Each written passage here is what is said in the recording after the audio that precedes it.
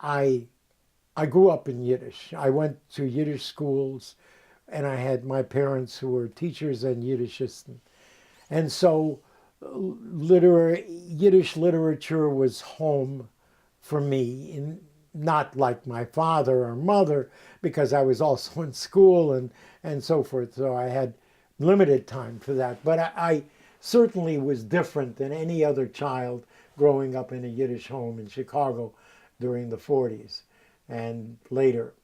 And then my parents, because I did have a flair for talking a little bit, and maybe even some talent, in quotation marks, they began pushing me, and I began to be being asked. You know, at that time in the 40s, there was a great Yiddish speaking population in Chicago, not newcomers, because the newcomers didn't come till after the war. This was still during the war. But there was a great population, two Yiddish newspapers, the Tag und Unsere Zeit. And so there were many events.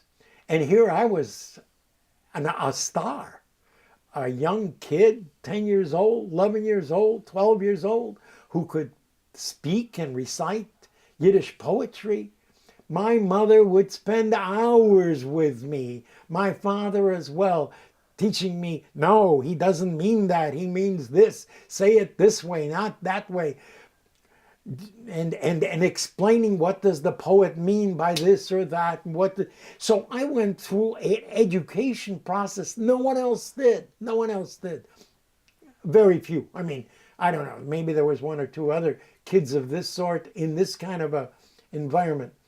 And I have a raft of poems and stories that I would read to the audiences on to this day.